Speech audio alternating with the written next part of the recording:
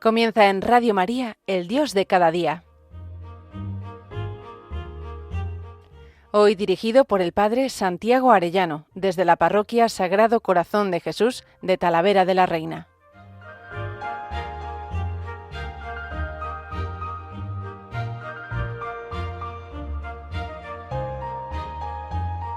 Muy queridos oyentes de Radio María, muy queridos amigos todos, un lunes más con ustedes y esta vez con una alegría inmensa de que tenemos Papa, habemus Papam, León XIV, qué gozo tan grande. Con todo el pueblo de Dios nos unimos a ese gozo, León, León, León, ese viva el Papa, a esos aplausos de la plaza de San Pedro ese día y a partir de ahora siempre nosotros decimos viva el Papa, el dulce Cristo en la tierra, el vicario de Cristo, sea quien sea, y ahora, qué maravilla, León XIV. Nosotros le acogemos con todo el cariño, con toda la alegría, rezamos por él, nos ofrecemos por él y nosotros queremos sostenerle con nuestra oración y queremos escuchar la voz del buen pastor. Qué providencia, como ha dicho él, que el primer domingo después de la elección sea el del buen pastor. Nosotros sabemos que ese buen pastor nos habla, nosotros escuchamos su voz en lo profundo de nuestra conciencia, sí, pero también en la voz de nuestro pastor, el Papa León XIV. Qué hermoso es ir viendo los signos que poco a poco nos va dando de cómo es un hombre de profunda fe, de oración, de profundo amor a la Virgen. Me encantan los signos que va dando de sencillez, de humildad, pues como tiene que ser un pastor según el corazón de Dios, cómo el Papa quiere llevarnos a todos a la unidad. Él se ha dado cuenta, él conoce, ¿no?, las divisiones que hay externas en el mundo y por eso quiere ser un hombre de paz y también las divisiones internas y por eso su lema, in illo uno unum. Qué bonito, Jesucristo es uno con el Padre. Yo y el Padre somos uno, decía el Evangelio de este domingo. Y él en este lema nos está diciendo, en él que es uno con el Padre, nosotros seamos uno, todos unidos, que todos sean uno, nos pide el Señor, ¿no? Y tiene como esa oración sacerdotal deseando esa profunda unidad. Y qué bonito que la providencia nos pone este Papa que tiene este sentido de unidad, también por su ser agustiniano. Él es agustino y San Agustín tiene ese lema precioso, ¿no?, que un solo corazón y una sola alma, que quiere que todos, pues los hijos espirituales de San Agustín pues lo tengan, ¿no?, y lo tienen como lema. Es el tema de la unidad. Y me parece pues tan precioso, ¿no?, que en su escudo él ponga ese corazón de San Agustín, la palabra de Dios, ese azul de María con esa flor del lirio que es de la Virgen, y luego por supuesto, ¿no?, la tiara del Papa, ¿no?, con el triple munus, con las llaves de Pedro. Y todo esto van siendo signos de que él pues se sabe llamado en continuidad a ser el sucesor de Pedro.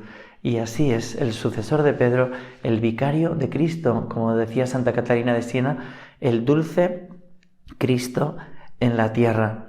Y nosotros le agradecemos que haya dicho que sí. Qué bonita esa imagen cuando le veíamos tan sencillo, mirando a toda la explanada y emocionándose, ¿no? Y uno se mete ahí, ¿qué debe entender y sentir, ¿no?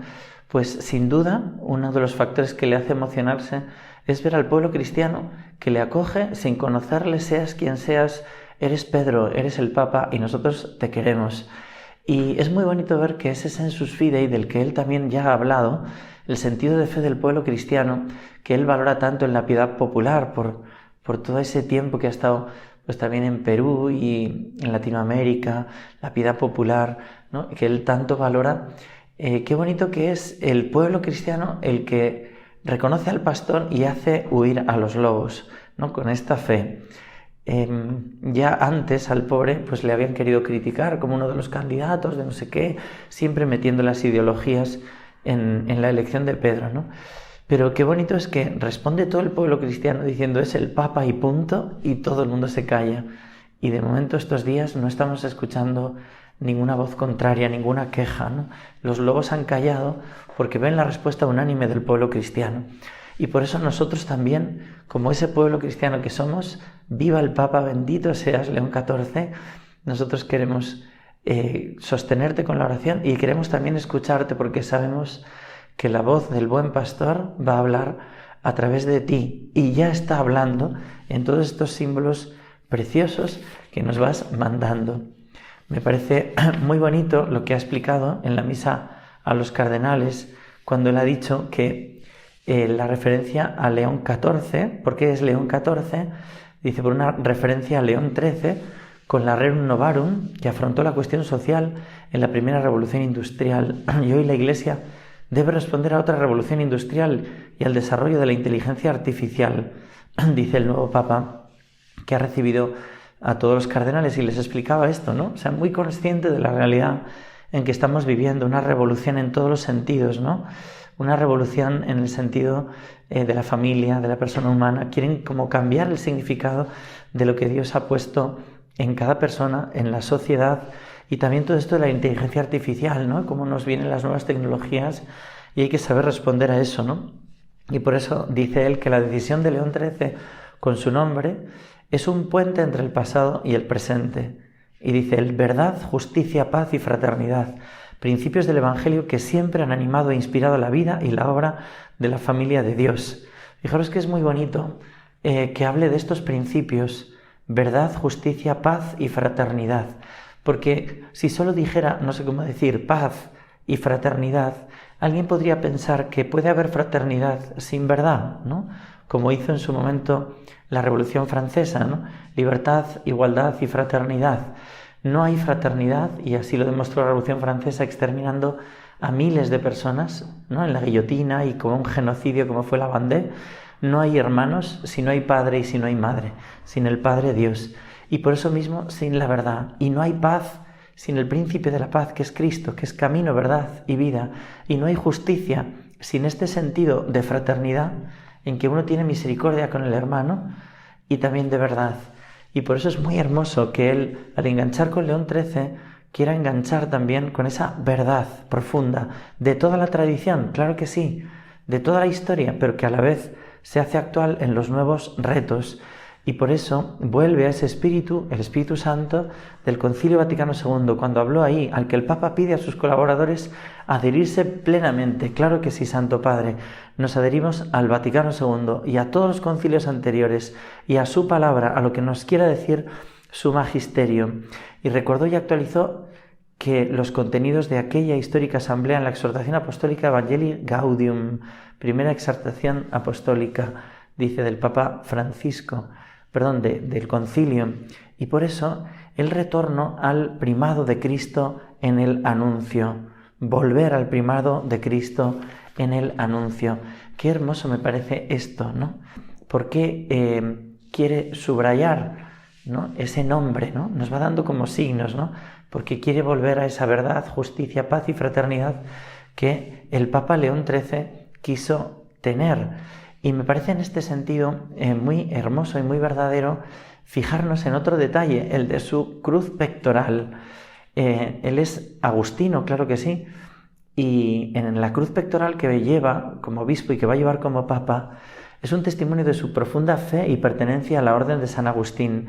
En su interior guarda reliquias de sus 4 figuras claves de la espiritualidad agustiniana: San Agustín, padre y doctor de la Iglesia; Santa Mónica, su madre, modelo de fe inquebrantable, qué bonito, un santo obispo, un santo pastor de Hipona, San Agustín; y Santa Mónica, una madre de familia que con sus lágrimas consigue arrancar la conversión de su hijo Agustín y de su esposo.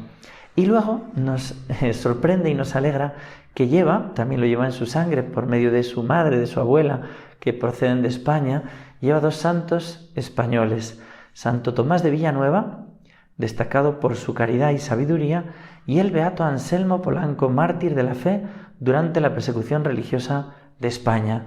Fijaros que llevar estos signos está hablando de reivindicar raíces y el legado espiritual también de su orden religiosa, pero también de esta fuerte fe, de este amor pastoral y de esta tradición preciosa e incluso martirial. Y en ese sentido, Santo Tomás de Villanueva, que se le llamaba el limosnero de Dios, que nació en Fuenllana, en un pequeño pueblo de Ciudad Real, en España, una educación que marcó su alma en particular por los pobres. Y es muy bonito. Coge un mártir, o sea, un santo que es como servidor de los pobres, el arzobispo de los pobres le llamaban. Los años en contacto con la Universidad de Alcalá, donde obtuvo el título de maestro en artes. También promovió el envío misionero de agustinos al Nuevo Mundo, confesor y predicador de Carlos V. Es un gran doctor, ¿no? Y adelantándose a Trento fundó el Colegio Seminario de la Presentación para atender la formación del clero, ¿no? Cómo cuidar de los sacerdotes. O sea, en este pastor Tomás de Villanueva vemos este deseo que tiene nuestro Papa de cuidar de los pobres y también de cuidar de los sacerdotes. Este santo tenía escritos ascéticos y místicos y ha pasado a la historia como modelo de obispo. Tiene ese obispo más maestro y también como quien ejerce la caridad con los más pobres. Pero también me parece precioso que lleve en su cruz pectoral una reliquia de primer grado del beato Anselmo Polanco. Así inicia este camino uniéndose a la memoria de los mártires, de aquellos que marcaron su vocación y su servicio, y en este caso un mártir de la persecución religiosa en España. Anselmo Polanco fue uno de los 13 obispos mártires que murieron asesinados en la persecución religiosa de los años 30. Él era obispo de Teruel y fue trasladado a Barcelona, y a medida que avanzaba la contienda, pues fue como apresado y fue llevado a ser asesinado. Se detuvieron a mitad del camino, cercano del barranco de Can 13, y fueron fusilados. Allí fue fusilado, perdonando a sus enemigos, este mártir, ¿no?, perseguido, el beato Anselmo Polanco. Y también nos dice que de algún modo él es consciente, al llevar esa cruz sobre el pecho, también como cardenal. Todos los cardenales se comprometen ante Dios a dar la sangre por Cristo. Y en este sentido, el saber que van a ser perseguidos. El Papa es muy consciente, el Papa León XIV, que va a ser perseguido, que hay un ataque tremendo.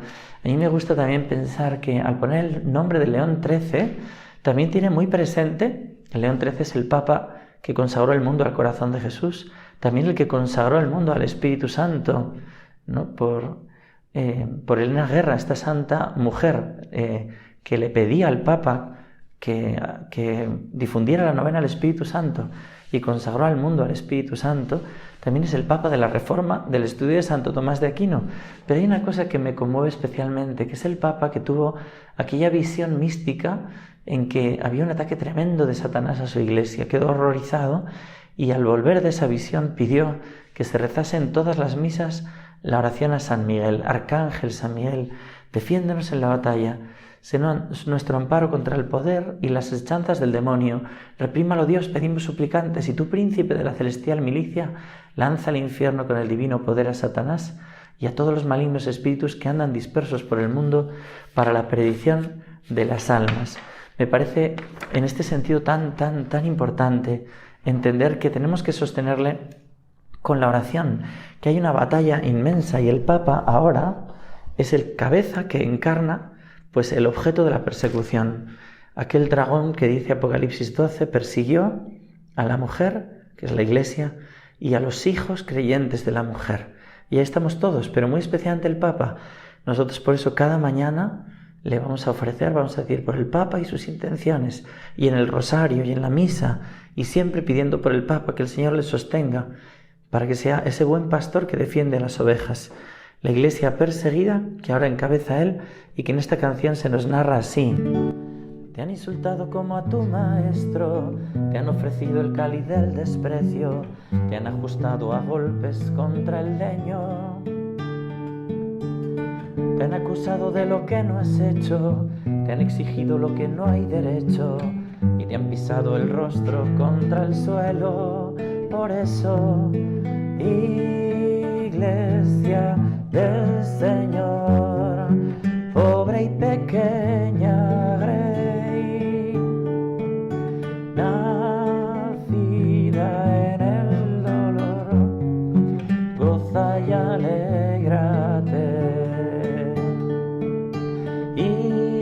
Iglesia del Señor, Virgen fecunda y fiel, esposa del amor, hoy regocíjate.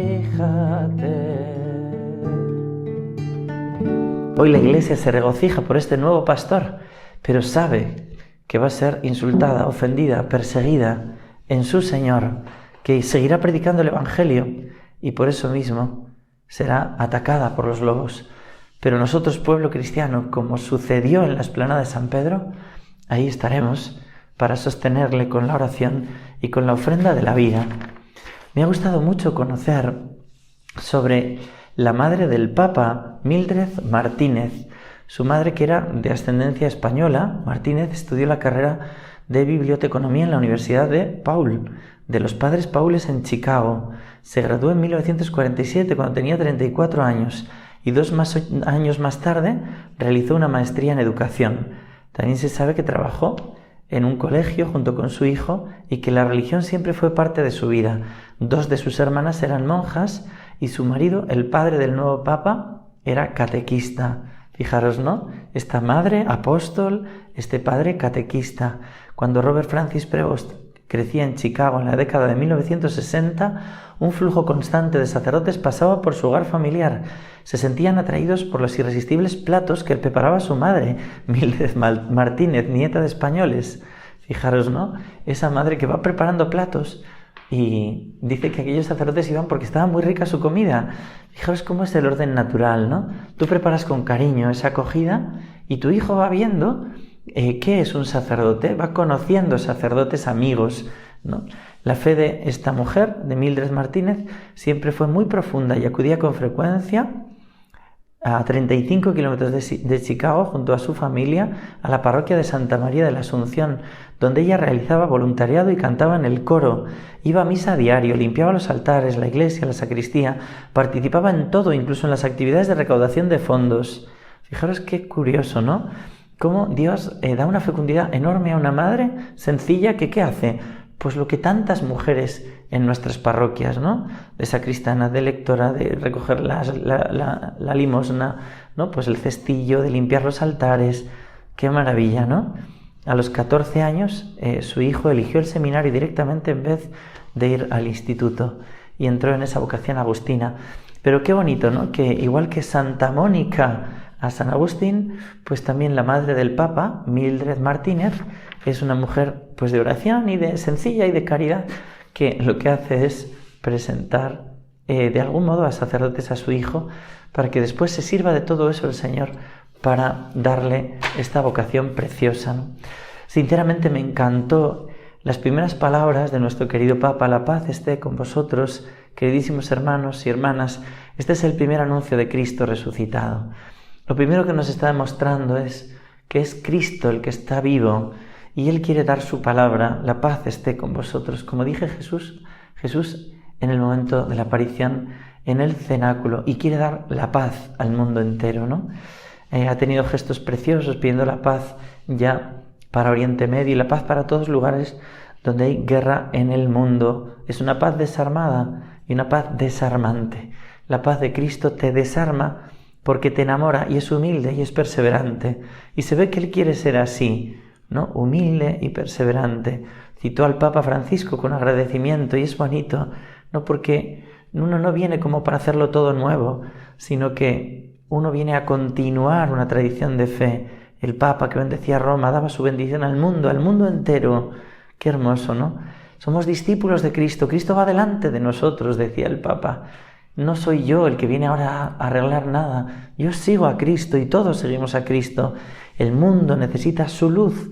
La humanidad necesita de Él como el puente para ser alcanzada por Dios y su amor. Qué hermoso, ¿no?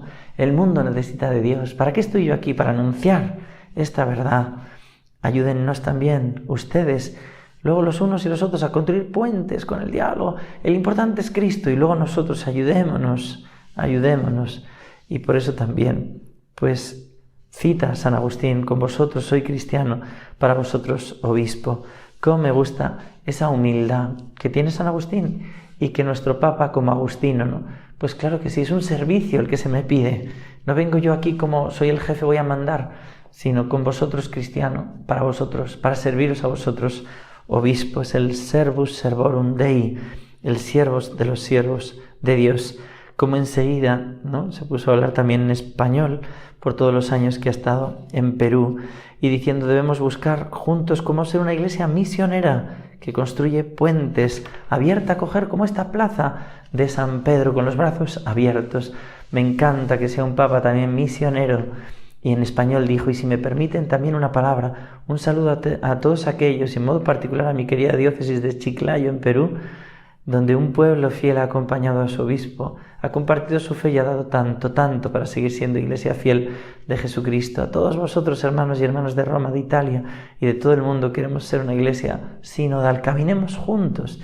Y luego me encantó invocar a la Virgen María de Pompeya y después a la del Buen Consejo, que fue a peregrinar, de las primeras cosas que ha hecho, ir a la Virgen, pues que se venera, claro que sí, en la orden agustina, y que tantos milagros hace la Virgen del Buen Consejo. A ella le pedimos, claro que sí, que le aconseje, que le dé el don de consejo para que pueda regir al mundo entero. Y me encantaba también escuchar sus palabras en este primer Regina Coeli que ayer mismo nos dirigía, y decía él: considero un don de Dios el hecho de que el primer domingo de mi servicio como obispo de Roma sea el del Buen Pastor, el cuarto del tiempo de Pascua. En este domingo en la misa siempre se proclama la lectura del capítulo 10 del Evangelio de Juan, en el que Jesús se revela como verdadero pastor que conoce, ama y da la vida por sus ovejas. Qué hermoso que diga él que es un don de Dios este hecho. Empieza él el domingo del Buen Pastor.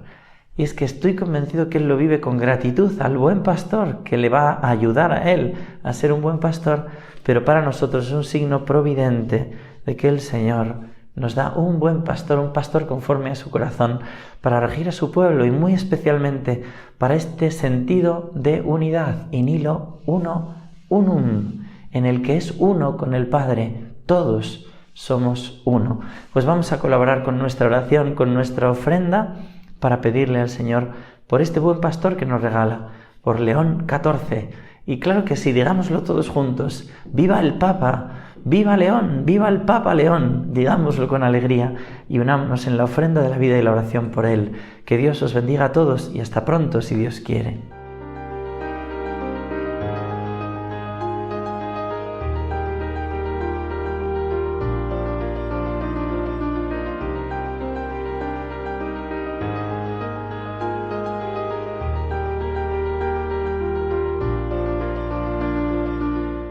Finaliza en Radio María, El Dios de cada día.